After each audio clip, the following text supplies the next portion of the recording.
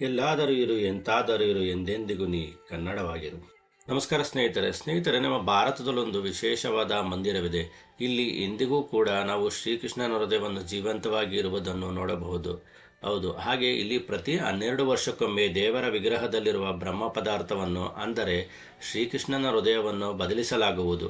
ಈ ಸಮಯದಲ್ಲಿ ಇಡೀ ನಗರದ ವಿದ್ಯುತ್ ತೆಗೆಯಲಾಗುತ್ತದೆ ಮತ್ತೆ ಮಂದಿರದ ಧ್ವಜವು ಯಾವಾಗಲೂ ಗಾಳಿಯ ವಿರುದ್ಧದ ದಿಕ್ಕಿನಲ್ಲಿ ಹಾರಾಡುತ್ತದೆ.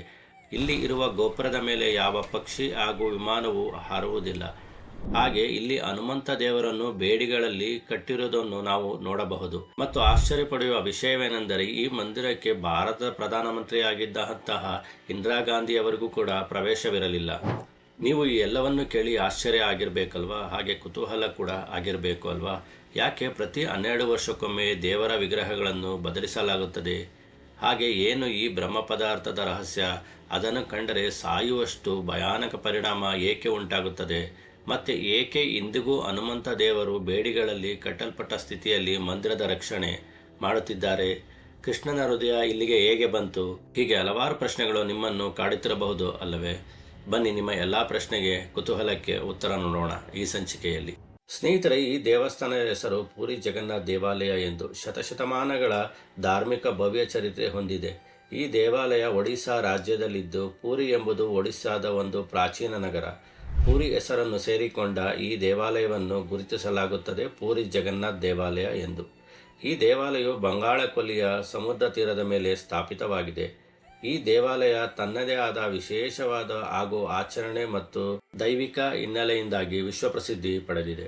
ಸ್ನೇಹಿತರೆ, ಬನ್ನಿ, ಶ್ರೀಕೃಷ್ಣನ ಹೃದಯ ಇಲ್ಲಿಗೆ ಹೇಗೆ ಬಂತು ಮತ್ತು ಯಾಕೆ ಈ ಹೃದಯವನ್ನು 12 ವರ್ಷಕ್ಕೊಮ್ಮೆ ಬದಲಿಸುತ್ತಾರೆ ನೋಡೋಣ. ನಿಮಗೆಲ್ಲ ಗೊತ್ತಿರೋ ಹಾಗೆ ಮಹಾಭಾರತದಲ್ಲಿ ಗಾಂಧಾರಿಯು ಶ್ರೀಕೃಷ್ಣನಿಗೆ ಶಾಪವನ್ನು ಕೊಡುತ್ತಾರೆ, ನೀನು ನಿನ್ನ ಕುಲದವರಿಂದನೇ ಮರಣವನ್ನು ಹೊಂದು ಎಂದು. ಹಾಗೆ ಶ್ರೀಕೃಷ್ಣನು ಮಹಾಭಾರತವಾಗಿ ತನ್ನ ಕುಲದವರು ರಾಜ್ಯಕ್ಕಾಗಿ ಅವರವರೇ ಒಡೆದಾಡುವುದನ್ನು ನೋಡಿ ಬೇಸತ್ತು ಪ್ರಭಾಸ ಎಂಬ ಕಾಡಿನಲ್ಲಿ ಒಂದು ಮರದ ಅಡಿಯಲ್ಲಿ ವಿಶ್ರಮಿಸುತ್ತಿರುತ್ತಾರೆ. ಅದೇ ಕಾಡಿನಲ್ಲಿ ಜಾರ ಎಂಬ ಬೇಡನು ಕೃಷ್ಣನ ಕಾಲಿನ ಹೆಬ್ಬೆರಳನ್ನು ಜಿಂಕೆಯ ಕಣ್ಣು ಎಂದು ತಿಳಿದು ಬಾಣವನ್ನು ಹೂಡುತ್ತಾನೆ.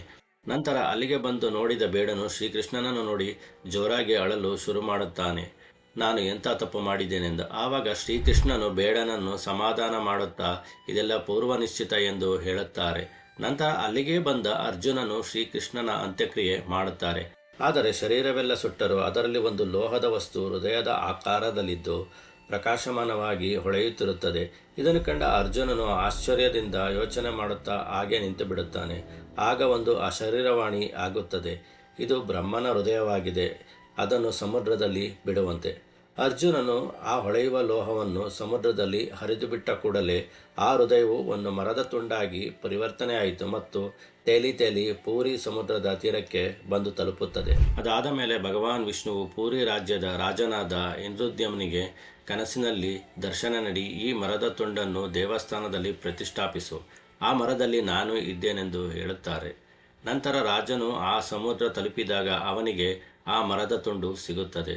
ಆದರೆ ಆ ಮರವನ್ನು ಕೆತ್ತಲು ಪ್ರಯತ್ನಿಸಿದಾಗ ಯಾವ ಕುಶಲಕರ್ಮಿಗೂ ಕೆತ್ತಲು ಸಾಧ್ಯವಾಗಲಿಲ್ಲ. ಅಷ್ಟರಲ್ಲಿ ಒಬ್ಬ ವೃದ್ಧ ವ್ಯಕ್ತಿ ಬಂದು, ನಾನು ಈ ದಾರುವಿನಿಂದ, ಅಂದರೆ ಮರದ ತುಂಡಿನಿಂದ ಪ್ರತಿಮೆಗಳನ್ನು ತಯಾರಿಸುತ್ತೇನೆ ಎಂದು ಹೇಳಿದನು. ಆದರೆ ಒಂದು ಷರತ್ತನ್ನು ಇಡುತ್ತಾನೆ, ನನಗೆ 21 ದಿನಗಳ ಕಾಲಾವಕಾಶ ಬೇಕು. ಆ ಅವಧಿಯಲ್ಲಿ ಯಾರೂ ನನ್ನನ್ನು ಅಡ್ಡಿಪಡಿಸಬಾರದು ಮತ್ತು ಯಾರೂ ನಾನು ದೇವರ ಮೂರ್ತಿ ಮಾಡುವಾಗ ನೋಡಬಾರದು ಎಂದು. ರಾಜನು ಈ ಷರತ್ತನ್ನು ಒಪ್ಪಿಕೊಂಡನು. ಮತ್ತು ವೃದ್ಧನು ಕೋಣೆಯೊಳಗೆ ಹೋಗಿ ಪ್ರತಿಮೆಗಳನ್ನು ತಯಾರಿಸಲು ಆರಂಭಿಸಿದನು. ಆದರೆ ಕೆಲವು ದಿನಗಳ ನಂತರ ಆ ಕೋಣೆಯಿಂದ ಯಾವುದೇ ಶಬ್ದವಿಲ್ಲದೆ ನಿಶಬ್ದವಾಗಿರುವುದನ್ನು ಕಂಡು ರಾಜನಿಗೆ ಅನುಮಾನವಾಯಿತು. ಅವನು ಸೈನಿಕರಿಗೆ ಹೇಳಿ ಬಾಗಿಲು ತೆರೆಯುವಂತೆ ಆದೇಶಿಸಿದನು. ಬಾಗಿಲು ತೆರೆದಾಗ ರಾಜ ಮತ್ತು ಸೈನಿಕರು ಕಂಡ ದೃಶ್ಯ ನೋಡಿ ಆಶ್ಚರ್ಯಚಕಿತರಾದರು. ಅಲ್ಲಿ ವೃದ್ಧ ವ್ಯಕ್ತಿ ಕಾಣೆಯಾಗಿದ್ದನು. ಮತ್ತೆ ಒಳಗೆ ಭಗವಾನ್ ಜಗನ್ನಾಥ್, ಬಲರಾಮ ಹಾಗೂ ಸುಭದ್ರೆಯವರ ಅಪೂರ್ಣ ಮೂರ್ತಿಗಳು ಮಾತ್ರ ಇದ್ದವು. ಆ ವೃದ್ಧನು ಸ್ವತಃ ವಿಶ್ವಕರ್ಮನೇ ವೃದ್ಧನ ರೂಪದಲ್ಲಿ ಬಂದು ಆ ಮೂರ್ತಿಗಳನ್ನು ತಯಾರಿಸಿದನೆಂದು ನಂಬಲಾಗುತ್ತದೆ. ಆಶ್ಚರ್ಯಪಡುವ ವಿಷಯವೇನೆಂದರೆ, ಶ್ರೀಕೃಷ್ಣನ ಮೂರ್ತಿಯಲ್ಲಿ ಹೊಳೆಯುವ ಹೃದಯದ ಆಕಾರದಲ್ಲಿರುವ ಲೋಹವೊಂದು ಪ್ರಕಾಶಮಾನವಾದ ಬೆಳಕು ಚೆಲ್ಲುತ್ತಾ ಹೊಳೆಯುತ್ತಿರುತ್ತದೆ. ಇಂದಿಗೂ ಆ ಮೂರ್ತಿಯಲ್ಲಿ ಶ್ರೀಕೃಷ್ಣನ ಹೃದಯ, ಅಂದರೆ ಬ್ರಹ್ಮ ಪದಾರ್ಥ ಅಡಗಿದೆ ಎಂದು ನಂಬಿಕೆ ಇದೆ. ಆದರೆ ಏಕೆ 12 ವರ್ಷಕ್ಕೊಮ್ಮೆ ಮೂರ್ತಿಗಳನ್ನು ಬದಲಿಸುತ್ತಾರೆ? ಹಳೆಯ ಮೂರ್ತಿಗಳ ಬದಲು ಹೊಸ ಮೂರ್ತಿಗಳನ್ನು ಪ್ರತಿಷ್ಠಾಪಿಸಲಾಗುತ್ತದೆ. ಬನ್ನಿ ಇದಕ್ಕೆ ಉತ್ತರ ನೋಡೋಣ. ಇದಕ್ಕೆ ಎರಡು ಕಾರಣಗಳಿವೆ. ಮೊದಲನೆಯದು, ಜಗನ್ನಾಥ್, ಬಲರಾಮ ಹಾಗೂ ಸುಭದ್ರೆಯವರ ಪ್ರತಿಮೆಗಳು ವಿಶೇಷವಾದ ನೀಮ್ ಮರದಿಂದ ತಯಾರಿಸಲಾಗುತ್ತವೆ. ಮರದ ಪ್ರತಿಮೆಗಳು ವರ್ಷಗಳ ಬಳಿಕ ಹಾಳಾಗುವುದರಿಂದ ಪ್ರತಿ 12 ವರ್ಷಗಳಿಗೊಮ್ಮೆ ಹಳೆಯ ಪ್ರತಿಮೆಗಳ ಬದಲು ಹೊಸ ಪ್ರತಿಮೆಗಳನ್ನು ಪ್ರತಿಷ್ಠಾಪಿಸಲಾಗುತ್ತದೆ. ಎರಡನೇ ಕಾರಣ, ಚಾಂದ್ರಮಾನ ಕ್ಯಾಲೆಂಡರ್ ಪ್ರಕಾರ ಆಷಾಢ ಮಾಸದಲ್ಲಿ ಜೂನ್ ಜುಲೈ ಒಂದು ವಿಶೇಷ ಸಂದರ್ಭದಲ್ಲಿ ಅಧಿಕ ಆಷಾಢ ಮಾಸ ಬರುತ್ತದೆ. ಇದು ಸುಮಾರು 12 ವರ್ಷದಿಂದ 19 ವರ್ಷಗಳಿಗೊಮ್ಮೆ ಮಾತ್ರ ಸಂಭವಿಸುತ್ತದೆ. ಆ ಸಮಯದಲ್ಲಿ ಮೂರ್ತಿಗಳನ್ನು ಬದಲಿಸಲಾಗುತ್ತದೆ. ಸ್ನೇಹಿತರೆ, ಸೈನ್ಸ್ ಪ್ರಕಾರ ನೋಡೋದಾದರೆ ಶ್ರೀಕೃಷ್ಣನ ಹೃದಯ ತುಂಬ ಪ್ರಕಾಶಮಾನವಾಗಿದ್ದು ಲೋಹದಲ್ಲಿ ಇರುತ್ತದೆ.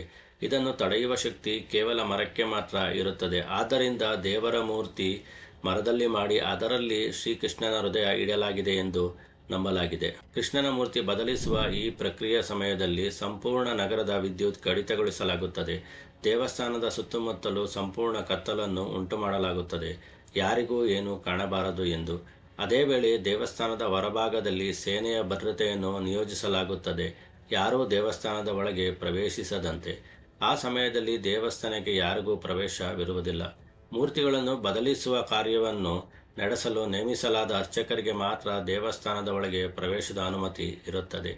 ಅರ್ಚಕರು ಕೂಡ ಕಣ್ಣಿಗೆ ಬಟ್ಟೆ ಕಟ್ಟಿಕೊಂಡು ಈ ಪ್ರಕ್ರಿಯೆ ಮಾಡುತ್ತಾರೆ ಮತ್ತು ಆ ಹಳೆಯ ಮೂರ್ತಿಯಿಂದ ಕೃಷ್ಣನ ಹೃದಯ ತೆಗೆದು ಇನ್ನೊಂದು ಮೂರ್ತಿಗೆ ಬದಲಿಸುತ್ತಾರೆ.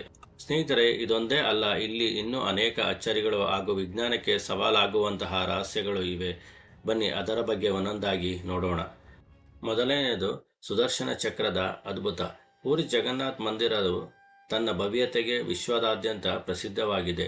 ಈ ಮಂದಿರದ ಎತ್ತರವು 214 ಅಡಿ ಇದೆ. ಇದನ್ನು ಭಾರತದ ಎತ್ತರವಾದ ದೇವಾಲಯಗಳಲ್ಲಿ ಒಂದು ಎಂದು ಕರೆಯುತ್ತಾರೆ. ಮಂದಿರದ ಶಿಖರದ ಮೇಲೆ ಭಗವಾನ್ ಶ್ರೀ ವಿಷ್ಣುವಿನ ಸುದರ್ಶನ ಚಕ್ರವಿದ್ದು ಇದನ್ನು ನೀಲಿ ಚಕ್ರ ಎಂದು ಕೂಡ ಕರೆಯುತ್ತಾರೆ. ಈ ಚಕ್ರವು ಅಷ್ಟಧಾತುವಿನಿಂದ ನಿರ್ಮಿಸಲಾಗಿದೆ. ಇಷ್ಟು ಎತ್ತರದಲ್ಲಿ ಇರುವುದರ ನಡುವೆಯೂ ಈ ಚಕ್ರದ ವಿಶೇಷವೇನೆಂದರೆ ಅದು ಪೂರಿಯ ಯಾವ ದಿಕ್ಕಿನಿಂದಲೂ ನೋಡಿದರೂ ಸಹ ಸದಾ ನಿಮ್ಮತ್ತಲೇ ಮುಖ ಮಾಡಿದಂತೆ ಕಾಣುತ್ತದೆ. ಅಂದರೆ ಭಗವಾನ್ ಸ್ವತಃ ನಿಮ್ಮ ರಕ್ಷಣೆಗೆ ಸಿದ್ಧರಾಗಿದ್ದಾರೆ ಎಂಬ ಭಾವನೆ ಮೂಡುತ್ತದೆ. ವೈಜ್ಞಾನಿಕ ದೃಷ್ಟಿಯಿಂದ ಇದನ್ನು ಆಪ್ಟಿಕಲ್ ಇಲ್ಯೂಷನ್ ಎಂದು ಹೇಳುತ್ತಾರೆ, ಆದರೆ ಭಕ್ತರ ದೃಷ್ಟಿಯಲ್ಲಿ ಇದು ಭಗವಂತನ ಆಶೀರ್ವಾದವಾಗಿದೆ. ಎರಡನೆಯದ್ದು, ಇಲ್ಲಿನ ಪ್ರಸಾದದ ಚಮತ್ಕಾರ. ಜಗನ್ನಾಥ್ ಮಂದಿರದಲ್ಲಿ ಪ್ರತಿದಿನ ಲಕ್ಷಾಂತರ ಭಕ್ತರು ದರ್ಶನಕ್ಕೆ ಬರುತ್ತಾರೆ. ಮಂದಿರಕ್ಕೆ ಬರುವ ಪ್ರತಿಯೊಬ್ಬ ಭಕ್ತನಿಗೂ ಮಹಾಪ್ರಸಾದ ಸಿಗುತ್ತದೆ. ಆದರೆ ಆಶ್ಚರ್ಯಪಡುವ ವಿಷಯವೇನೆಂದರೆ ಇಷ್ಟು ದೊಡ್ಡ ಜನಸಂದಣಿ ಇದ್ದರೂ ಈವರೆಗೂ ಪ್ರಸಾದದ ಕೊರತೆ ಯಾವತ್ತೂ ಉಂಟಾಗಿಲ್ಲ. ಮತ್ತೊಂದು ವಿಚಿತ್ರ ಸಂಗತಿ ಏನೆಂದರೆ ಮಂದಿರದ ಬಾಗಿಲು ಮುಚ್ಚುವ ಸಮಯ ಬಂದಾಗ ಪ್ರಸಾದವು ಅಚ್ಚುಕಟ್ಟಾಗಿ ಮುಗಿದು ಹೋಗಿರುತ್ತದೆ. ಹೆಚ್ಚು ಆಗುವುದಿಲ್ಲ, ಕಡಿಮೆಯೂ ಆಗುವುದಿಲ್ಲ, ಸಂಪೂರ್ಣವು ಪರ್ಫೆಕ್ಟಾಗಿಯೇ ಇರುತ್ತದೆ. ಈ ಮಹಾಪ್ರಸಾದವನ್ನು ತಯಾರಿಸಲು ಮಂದಿರದ ಅಡುಗೆ ಮನೆಯಲ್ಲಿ 800 ಜನ ಕೆಲಸ ಮಾಡುತ್ತಾರೆ. ಇವರಲ್ಲಿ 500 ಮಂದಿ ಅಡುಗೆ ಮಾಡುವ ಭಟ್ಟರಿದ್ದಾರೆ, ಉಳಿದವರು ಅವರ ಸಹಾಯಕರಾಗಿದ್ದಾರೆ. ಭಕ್ತರ ನಂಬಿಕೆಯ ಪ್ರಕಾರ ಈ ಅಡುಗೆ ಮನೆಗೆ ತಾಯಿ ಲಕ್ಷ್ಮಿಯ ಸ್ವತಃ ಆಶೀರ್ವಾದವಿದೆ ಎಂದು ನಂಬಲಾಗಿದೆ. ಇಲ್ಲಿ ಪ್ರಸಾದವನ್ನು ಮಣ್ಣಿನ ಮಡಿಕೆಯಲ್ಲಿ ಮಾಡುತ್ತಾರೆ. ಆ ಪಾತ್ರೆಯನ್ನು ಒಂದರ ಮೇಲೊಂದು ಇಡಲಾಗುತ್ತದೆ. ಆದರೆ ಆಶ್ಚರ್ಯಪಡುವ ಸಂಗತಿ ಏನೆಂದರೆ ಮೇಲಿನ ಪಾತ್ರೆ ಮೊದಲು ಬೇಯುತ್ತದೆ, ಕೆಳಗಿನ ಪಾತ್ರೆ ಕೊನೆಯಲ್ಲಿ ಬೇಯುತ್ತದೆ. ಇದು ವಿಜ್ಞಾನಕ್ಕೆ ಸವಾಲಾಗಿದೆ. ಇನ್ನು ಮೂರನೆಯದ್ದು, ಗಾಳಿಯ ವಿರುದ್ಧವಾಗಿ ಹಾರಾಡುವ ಧ್ವಜ. ಸ್ನೇಹಿತರೆ, ಮಂದಿರದ ಗೋಪುರಗಳ ಮೇಲೆ ಧ್ವಜ ಹಾರುವುದು ಸಾಮಾನ್ಯ ಸಂಗತಿ. ಆದರೆ ಜಗನ್ನಾಥ್ ಮಂದಿರದ ಧ್ವಜ ಮಾತ್ರ ಪ್ರಕೃತಿಯ ನಿಯಮಗಳಿಗೆ ಸವಾಲಾಕುವಂಥದ್ದು. ಸಾಮಾನ್ಯವಾಗಿ ಧ್ವಜವು ಗಾಳಿಯ ದಿಕ್ಕಿನಲ್ಲಿ ಹಾರುತ್ತದೆ, ಆದರೆ ಜಗನ್ನಾಥ್ ಮಂದಿರದ ಧ್ವಜವು ಗಾಳಿಗೆ ವಿರುದ್ಧ ದಿಕ್ಕಿನಲ್ಲಿ ಹಾರಾಡುತ್ತದೆ. ಹೌದು, ಬೆಳಗ್ಗೆ ಸಮುದ್ರದಿಂದ ಭೂಮಿಯ ಕಡೆಗೆ ಗಾಳಿ ಬೀಸಿದಾಗಲೂ ಈ ಧ್ವಜ ಅದರ ವಿರುದ್ಧ ದಿಕ್ಕಿನಲ್ಲಿ ಹಾರಾಡುತ್ತದೆ. ಸಂಜೆ ಭೂಮಿಯಿಂದ ಸಮುದ್ರದ ಕಡೆಗೆ ಗಾಳಿ ಹಾರಿದಾಗಲೂ ಇದೇ ರೀತಿ ಅದು ಗಾಳಿಯ ದಿಕ್ಕನ್ನು ಮೀರಿ ಹಾರುತ್ತದೆ. ವಿಜ್ಞಾನವು ಇದಕ್ಕೆ ಇಂದಿಗೂ ಸಮರ್ಪಕವಾದ ಉತ್ತರವನ್ನು ನೀಡಿಲ್ಲ. ಈ ಧ್ವಜದ ಇನ್ನೊಂದು ರಹಸ್ಯವೇನೆಂದರೆ ಪ್ರತಿದಿನವೂ ಈ ಧ್ವಜವನ್ನು ಮಂದಿರದ ಗೋಪುರದ ಮೇಲೆ ಏರಿ ಒಬ್ಬ ಪುರೋಹಿತನು ಬದಲಿಸುತ್ತಾರೆ. ಆಶ್ಚರ್ಯ ವಿಷಯವೇನೆಂದರೆ ಇಷ್ಟು ಎತ್ತರಕ್ಕೆ ಏರುವುದಕ್ಕೆ ಯಾವುದೇ ಸುರಕ್ಷತಾ ಉಪಕರಣಗಳಿಲ್ಲದೆ ಕೇವಲ ತಮ್ಮ ಕೌಶಲ್ಯ ಮತ್ತು ಭಕ್ತಿಯ ಬಲದಿಂದ 214 ಅಡಿ ಎತ್ತರದ ಗೋಪುರವನ್ನು ಏರುತ್ತಾರೆ. ಭಕ್ತರ ನಂಬಿಕೆಯ ಪ್ರಕಾರ ಯಾವ ದಿನ ಧ್ವಜ ಬದಲಿಸಲಾಗುವುದಿಲ್ಲವೋ ಅಂದು ಮಹಾ ಅಪಶಕುನವೆಂದು ಪರಿಗಣಿಸಲಾಗುತ್ತದೆ. ಅಷ್ಟು ಮಾತ್ರವಲ್ಲ, ಅಂತಹ ಸಂದರ್ಭದಲ್ಲಿ ಮಂದಿರವು 18 ವರ್ಷದವರೆಗೂ ಮುಚ್ಚಲ್ಪಡುವ ಸಾಧ್ಯತೆ ಇದೆ ಎಂದು ಭಾವಿಸಲಾಗಿದೆ. ಶತಮಾನಗಳಿಂದ ಈ ಪರಂಪರೆ ನಿರಂತರವಾಗಿ ನಡೆಯುತ್ತಿದೆ. ಆದರೆ ಇಂದಿನವರೆಗೂ ಈ ಧ್ವಜ ಬದಲಿಸುವಾಗ ಯಾವುದೇ ಅನಾಹುತ ಸಂಭವಿಸಿಲ್ಲ. ಇದು ಜಗನ್ನಾಥ ಮಂದಿರದ ಅಚ್ಚರಿಯ ರಹಸ್ಯಗಳಲ್ಲಿ ಒಂದಾಗಿದೆ. ಇನ್ನು 4ನೇ ಅಚ್ಚರಿ, ಮಂದಿರದ ಮೇಲೆ ಪಕ್ಷಿಗಳು ಮತ್ತು ವಿಮಾನಗಳು ಹಾರದೆ ಇರುವುದು. ಜಗನ್ನಾಥ ಮಂದಿರದ ಗೋಪುರದ ಮೇಲೆ ಯಾವುದೇ ಪಕ್ಷಿಗಳು ಹಾರುವುದಿಲ್ಲ, ವಿಮಾನಗಳು ಹಾರುವುದಿಲ್ಲ. ಯಾವುದಾದರೂ ವಿಮಾನ ಮಂದಿರದ ಮೇಲೆ ಹಾದುಹೋಗಲು ಯತ್ನಿಸಿದರೂ ಅದು ಅದರ ದಾರಿ ಸ್ವಯಂ ಬದಲಾಗುತ್ತದೆ. ಇದು ಸರ್ಕಾರದ ನೋ ಫ್ಲೈ ಝೋನ್ ಅಲ್ಲ, ಇದು ಭಗವಂತನೇ ಮಾಡಿದಂತಹ ಅದ್ಭುತ ಚಮತ್ಕಾರವಾಗಿದೆ. ಕೆಲವರು ಹೇಳುವ ಪ್ರಕಾರ ಮಂದಿರದ ಶಿಖರದ ಮೇಲೆ ಒಂದು ದೈವಿಕ ಶಕ್ತಿ ನೆಲೆಸಿದೆ. ಅದು ಪಕ್ಷಿಗಳನ್ನು, ವಿಮಾನಗಳನ್ನು ದೂರದಲ್ಲೇ ಇಡುತ್ತದೆ. ಈ ರಹಸ್ಯದ ಬಗ್ಗೆ ಜನರು 2 ರೀತಿಯಾಗಿ ಹೇಳುತ್ತಾರೆ. ಮೊದಲನೇ ಪ್ರಕಾರ, ಮೊದಲ ಧಾರ್ಮಿಕ ಮಾನ್ಯತೆ ಪ್ರಕಾರ ಭಗವಾನ್ ವಿಷ್ಣುವಿನ ವಾಹನನಾದ ಗರುಡ ದೇವರು ಸ್ವತಃ ಮಂದಿರದ ರಕ್ಷಣೆ ಮಾಡುತ್ತಾರೆ. ಪಕ್ಷಿಗಳ ರಾಜನಾದ ಗರುಡನ ವ್ಯಾಪ್ತಿಯಲ್ಲಿ ಬೇರೆ ಯಾವ ಪಕ್ಷಿಯೂ ಪ್ರವೇಶಿಸುವುದಿಲ್ಲ. ಇದನ್ನು ಗೌರವ ಸಂಕೇತವಾಗಿಯೂ ಭಯದ ಸಂಕೇತವಾಗಿಯೂ ನೋಡಲಾಗುತ್ತದೆ. 2ನೇ ವೈಜ್ಞಾನಿಕ ಮಾನ್ಯತೆ ಪ್ರಕಾರ ಮಂದಿರದ ಎತ್ತರ ಹಾಗೂ ಅದರ ವಾಸ್ತುಶಿಲ್ಪ ಮತ್ತು ಸಮುದ್ರದ ಹತ್ತಿರ ಇರುವುದರಿಂದ ಇಲ್ಲಿಯ ಗಾಳಿ ವೇಗ ಮತ್ತು ದಿಕ್ಕು ವಿಶೇಷವಾಗಿರುತ್ತದೆ. ಆದ್ದರಿಂದ ಪಕ್ಷಿಗಳಿಗೆ ಈ ಪ್ರದೇಶದಲ್ಲಿ ಹಾರುವುದು ಕಷ್ಟವಾಗುತ್ತದೆ. ಯಾವುದೇ ಕಾರಣವಿರಲಿ, ಧಾರ್ಮಿಕವಾಗಿರಲಿ ಅಥವಾ ವೈಜ್ಞಾನಿಕವಾಗಿರಲಿ, ಈ ರಹಸ್ಯ ಇಂದಿಗೂ ಅದೆಷ್ಟೋ ಜನರನ್ನು ಆಕರ್ಷಿಸುತ್ತಿದೆ ಮತ್ತು ಬೆರಗುಗೊಳಿಸಿದೆ. ಇನ್ನು 5ನೇ ಅಚ್ಚರಿ, ಸಮುದ್ರದ ಅಲೆಗಳಿಗೆ ಸಂಬಂಧಿಸಿದ ರಹಸ್ಯ. ಜಗನ್ನಾಥ ಮಂದಿರವು ಸಮುದ್ರದ ತೀರದ ಅಕ್ಕಪಕ್ಕದಲ್ಲೇ ನಿರ್ಮಾಣವಾಗಿದೆ. ಸುತ್ತಮುತ್ತಲಿನ ಪ್ರದೇಶಗಳಲ್ಲಿ ಸಮುದ್ರದ ಅಲೆಗಳ ಗದ್ದಲ ಸ್ಪಷ್ಟವಾಗಿ ಕೇಳಿಬರುತ್ತದೆ. ಆದರೆ ಒಂದು ವಿಚಿತ್ರ ಸಂಗತಿ ಏನೆಂದರೆ, ನೀವು ಮಂದಿರದ ಸಿಂಹದ್ವಾರ ದಾಟಿ ಒಳಗೆ ಕಾಲಿಟ್ಟ ಕ್ಷಣದಲ್ಲೇ ಆ ಅಲೆಗಳ ಶಬ್ದ ಸಂಪೂರ್ಣವಾಗಿ ನಿಂತು ಹೋಗುತ್ತದೆ. ಮಂದಿರದ ಹೊರಬಂದ ತಕ್ಷಣ ಮತ್ತೆ ಆ ಶಬ್ದ ನಿಮ್ಮ ಕಿವಿಗೆ ಕೇಳುತ್ತದೆ. ವಿಶೇಷವಾಗಿ ಸಂಜೆ ವೇಳೆಯಲ್ಲಿ ಈ ಚಮತ್ಕಾರವನ್ನು ಸ್ಪಷ್ಟವಾಗಿ ಅನುಭವಿಸಬಹುದು. ವಿಜ್ಞಾನಿಗಳು ಇದನ್ನು ಅಕೋಸ್ಟಿಕ್ಸ್ ಅಂದರೆ ಶಬ್ದ ಪ್ರತಿಧ್ವನಿಯ ನಿಯಮಗಳ ಮೂಲಕ ವಿವರಿಸಲು ಪ್ರಯತ್ನಿಸುತ್ತಾರೆ. ಆದರೆ ಭಕ್ತರಿಗಾಗಿ ಇದು ಇನ್ನೇನು ಅಲ್ಲ, ಭಗವಾನ್ ಜಗನ್ನಾಥರ ದಿವ್ಯ ಚಮತ್ಕಾರವೇ ಎಂದು ನಂಬುತ್ತಾರೆ. ಒಮ್ಮೆ ಒಬ್ಬ ವಿಜ್ಞಾನಿ ಈ ರಹಸ್ಯವನ್ನು ತಿಳಿಯಲು ಪೂರಿಗೆ ಬಂದರು. ಅವನು ಮಂದಿರದ ಒಳಗೆ ಹಾಗೂ ಹೊರಗೆ ಸೌಂಡ್ ರೆಕಾರ್ಡಿಂಗ್ ಡಿವೈಸಸ್ ಅನ್ನು ಅಳವಡಿಸಿದನು. ಆದರೆ ಆಶ್ಚರ್ಯಪಡುವ ವಿಷಯವೇನೆಂದರೆ, ಮಂದಿರದ ಒಳಗೆ ರೆಕಾರ್ಡಿಂಗ್ನಲ್ಲಿ ಸಮುದ್ರದ ಶಬ್ದವೇ ಕೇಳಲಿಲ್ಲ.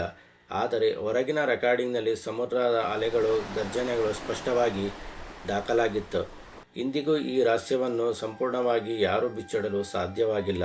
ಭಕ್ತರ ಹೃದಯದಲ್ಲಿ ಇದು ಜಗನ್ನಾಥ ಸ್ವಾಮಿಯ ಇನ್ನೊಂದು ದೈವ ಲೀಲೆಯೇ ಎಂದು ನಂಬುತ್ತಾರೆ. ಇನ್ನು 6ನೇ ಚಮತ್ಕಾರ, ಈ ದೇವಾಲಯದ ಬಾಗಿಲಲ್ಲಿ ಹನುಮಂತ ದೇವರನ್ನು ಬೇಡಿಗಳಲ್ಲಿ ಬಂಧಿಸಲಾಗಿದೆ. ಹೌದು ಸ್ನೇಹಿತರೆ, ಸ್ವತಃ ಹನುಮಾನ್ ದೇವರು ಈ ದೇವಾಲಯದ ರಕ್ಷಣೆಗೆ ನಿಂತಿದ್ದಾರೆ. ಹನುಮಾನ್ ದೇವರು ಬೇಡಿಗಳಲ್ಲಿ ಬಂಧಿತರಾಗಿರೋದನ್ನು ನಾವು ಇಲ್ಲಿ ನೋಡಬಹುದು. ಇವಾಗ ನಿಮಗೆಲ್ಲ ಕಾಡೋ ಪ್ರಶ್ನೆ, ಯಾಕೆ ಹನುಮಂತರನ್ನು ಬೇಡಿಯಿಂದ ಕಟ್ಟಿದ್ದಾರೆ ಎಂದು. ಇದರ ಹಿಂದೆ ಒಂದು ರೋಚಕ ಕಥೆ ಇದೆ, ಬನ್ನಿ ನೋಡೋಣ. ಸ್ನೇಹಿತರೆ, ಹಳೆಯ ನಂಬಿಕೆಯ ಪ್ರಕಾರ ಸಮುದ್ರವು 3 ಬಾರಿ ಜಗನ್ನಾಥ ಮಂದಿರವನ್ನು ಒಡೆದು ಹಾಕಲು ಯತ್ನಿಸಿತು. ಆದರೆ ಏಕೆ?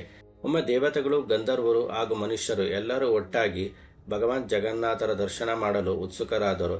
ಎಲ್ಲರೂ ಪೂರಿಧಾಮಕ್ಕೆ ಆಗಮಿಸಿ ದೇವರ ದರ್ಶನವನ್ನು ಪಡೆಯುತ್ತಿದ್ದರು. ಇದೇ ರೀತಿ ಸಮುದ್ರ ದೇವನಿಗೂ ಭಗವಾನ್ ಜಗನ್ನಾಥರ ದರ್ಶನ ಪಡೆಯುವ ಆಸೆ ಮೂಡಿತು. ಆ ತವಕದಿಂದಲೇ ಸಮುದ್ರನು ಮಂದಿರದೊಳಗೆ ಪ್ರವೇಶಿಸಿದನು. ಆ ಸಮಯದಲ್ಲಿ ಮಂದಿರಕ್ಕೂ ಹಾಗೂ ಭಕ್ತರಿಗೂ ಭಾರಿ ಹಾನಿ ಉಂಟಾಗಿತ್ತು. ಆಗ ಮಹಾಪ್ರಭು ಜಗನ್ನಾಥರು ಹನುಮಂತ ದೇವರಿಗೆ ಆಜ್ಞೆ ಕೊಟ್ಟರು, ನೀನು ಸಮುದ್ರವನ್ನು ನಿಯಂತ್ರಿಸು ಮತ್ತು ಮಂದಿರವನ್ನು ರಕ್ಷಿಸು ಎಂದು. ಭಗವಂತನ ಆದೇಶದಂತೆ ಹನುಮಂತ ದೇವರು ತಕ್ಷಣವೇ ತಮ್ಮ ಕಾರ್ಯದಲ್ಲಿ ತೊಡಗಿದರು. ಹನುಮಂತ ದೇವರ ಭಯದಿಂದ ಸಮುದ್ರವು ಮಂದಿರದ ಒಳಗೆ ಪ್ರವೇಶಿಸುವುದನ್ನು ನಿಲ್ಲಿಸಿತು. ಹನುಮಂತ ದೇವರು ಹಗಲು ರಾತ್ರಿ ಮಂದಿರದ ಬಾಗಿಲಲ್ಲಿ ನಿಂತು ರಕ್ಷಣೆ ನಡೆಸಲು ಆರಂಭಿಸಿದರು. ಆದರೆ ಸಮುದ್ರನು ಚತುರನಾಗಿದ್ದನು. ಅವನು ಹನುಮಂತ ದೇವರನ್ನು ಮಾತಿನಲ್ಲಿ ಸೆಳೆಯಲು ಯತ್ನಿಸಿದನು. ಅವನು ಹೇಳಿದ, ಓ ಹನುಮಂತ, ನಿಮಗೂ ಆಸೆ ಇಲ್ಲವೇ? ನೀವು ಸಹ ಒಂದು ಸಲ ಭಗವಾನ್ ಜಗನ್ನಾಥರ ದರ್ಶನ ಮಾಡಬೇಕೆಂದು ಅನಿಸದಿಲ್ಲವೇ ಎಂದು. ಇದನ್ನು ಕೇಳಿ ಹನುಮಂತ ದೇವರಿಗೂ ಒಂದು ಸಲ ಭಗವಂತನ ದರ್ಶನ ಮಾಡಬೇಕೆಂಬ ಆಸೆ ಮೂಡಿತು. ಅವರು ಮಂದಿರದೊಳಗೆ ಕಾಲಿಟ್ಟ ತಕ್ಷಣ ಅವರ ಹಿಂದೆ ಹಿಂದೆ ಸಮುದ್ರ ದೇವರು ಮೌನವಾಗಿ ಮಂದಿರದೊಳಗೆ ನುಗ್ಗಿಬಿಟ್ಟರು. ಮತ್ತೆ ಮಂದಿರಕ್ಕೆ ಹಾನಿ ಉಂಟಾಯಿತು. ಆಗ ಭಗವಾನ್ ಜಗನ್ನಾಥರು ಕೋಪಗೊಂಡು ಹನುಮಂತ ದೇವರನ್ನು ಬೇಡಿಗಳಲ್ಲಿ ಬಂಧಿಸಿದರು. ನೀನು ದ್ವಾರದಲ್ಲೇ ಇರಬೇಕು, ಹೀಗಾದರೆ ಮಾತ್ರ ನೀನು ಹಿಂದೆ ಸಮುದ್ರವು ಬಾರದಂತೆ ತಡೆಯಬಹುದು ಎಂದು ಭಗವಂತ ತೀರ್ಮಾನಿಸಿದರು. ಆ ದಿನದಿಂದಲೇ ಹನುಮಂತ ದೇವರು ಬೇಡಿಗಳಲ್ಲಿ ಬಂಧಿತ ಸ್ಥಿತಿಯಲ್ಲಿ ಮಂದಿರದ ಹೊರಭಾಗದಲ್ಲಿ ಪ್ರತಿಷ್ಠಾಪಿಸಿದರು. ಭಕ್ತರ ನಂಬಿಕೆಯ ಪ್ರಕಾರ ಅವರು ಇಂದಿಗೂ ಇಲ್ಲಿ ಬಂಧಿತರಾಗಿದ್ದು ಜಗನ್ನಾಥ ಮಂದಿರವನ್ನು ಸಮುದ್ರದ ಅಲೆಗಳಿಂದ ರಕ್ಷಿಸುತ್ತಿದ್ದಾರೆ. ಅಲ್ಲದೆ ಆ ಸ್ಥಳವು ಇಂದು ಪ್ರಸಿದ್ಧವಾದ ಬೇಡಿ ಭಗವಾನ್ ಮಂದಿರ ಎಂಬ ಹೆಸರಿನಿಂದ ಪ್ರಸಿದ್ಧವಾಗಿದೆ. ದೂರ ದೂರದಿಂದ ಭಕ್ತರು ಬಂದು ಆ ಬೇಡಿಗಳಲ್ಲಿ ಬಂಧಿತರಾಗಿರುವ ಹನುಮಂತ ದೇವರನ್ನು ದರ್ಶನ ಮಾಡಿ ಅವರ ರಕ್ಷಣಾ ಶಕ್ತಿಗೆ ನಮಸ್ಕರಿಸುತ್ತಾರೆ. ಇನ್ನು 7ನೇಯದು, ಗಾಂಧಿ ಕುಟುಂಬಕ್ಕೆ ಜಗನ್ನಾಥ್ ಮಂದಿರದ ಪ್ರವೇಶ ನಿಷೇಧವಾಗಿರುವುದು ಏಕೆ? ಸ್ನೇಹಿತರೆ, ಜಗನ್ನಾಥ್ ಮಂದಿರ ತನ್ನ ಕಠಿಣ ಆಚರಣೆಗಳಿಗೂ ಪ್ರಸಿದ್ಧವಾಗಿದೆ. ಈ ಆಚರಣೆಗಳ ಪ್ರಕಾರ ಕೆಲವು ವ್ಯಕ್ತಿಗಳಿಗೆ ಮಂದಿರದ ಪ್ರವೇಶವನ್ನು ನಿಷೇಧಿಸಲಾಗಿದೆ. ಆಶ್ಚರ್ಯದ ಸಂಗತಿ ಏನೆಂದರೆ ಆ ಪಟ್ಟಿಯಲ್ಲಿ ಗಾಂಧಿ ಕುಟುಂಬದವರ ಹೆಸರು ಕೂಡ ಸೇರಿಸಲಾಗಿದೆ. ಜಗನ್ನಾಥ್ ಮಂದಿರದಲ್ಲಿ ಹಿಂದೂ ಧರ್ಮದವರಿಗೆ ಬಿಟ್ಟು ಅನ್ಯ ಧರ್ಮದವರಿಗೆ ಪ್ರವೇಶ ಸಂಪೂರ್ಣವಾಗಿ ನಿಷೇಧಿಸಲಾಗಿದೆ. ಈ ನಿಯಮ ಸಾವಿರಾರು ವರ್ಷಗಳಿಂದ ಮುಂದುವರಿಯುತ್ತಿದೆ. ಇತಿಹಾಸದಲ್ಲಿ ಅನೇಕ ಬಾರಿ ಜಗನ್ನಾಥ್ ಮಂದಿರದ ಮೇಲೆ ದಾಳಿಗಳು ನಡೆದಿವೆ. ವಿಶೇಷವಾಗಿ ಇದು ಅನ್ಯ ಧರ್ಮದವರಿಂದ ನಡೆದಿದೆ. ಅವರು ಮಂದಿರವನ್ನು ಧ್ವಂಸ ಮಾಡಲು, ದೇವರ ವಿಗ್ರಹಗಳಿಗೆ ಹಾನಿ ಮಾಡಲು ಯತ್ನಿಸಿದರು. ಮಂದಿರದ ಮತ್ತು ಧರ್ಮದ ರಕ್ಷಣೆಗೆಂದು ಆ ಕಾಲದ ಪಂಡಿತರು ಇದನ್ನು ನಿರ್ಧರಿಸಿದರು. ಮಂದಿರದ ಒಳಗೆ ಹಿಂದೂ ಧರ್ಮದವರಿಗೆ ಹೊರತು ಬೇರೆಯವರಿಗೆ ಪ್ರವೇಶವಿಲ್ಲ ಎಂದು. 1984ರಲ್ಲಿ ಇಂದಿರಾ ಗಾಂಧಿ ಪೂರಿಗೆ ಬಂದು ಜಗನ್ನಾಥ್ ಮಂದಿರದ ದರ್ಶನ ಮಾಡಲು ಬಯಸಿದರು. ಆದರೆ ಅವರಿಗೆ ಪ್ರವೇಶ ನೀಡಲಿಲ್ಲ.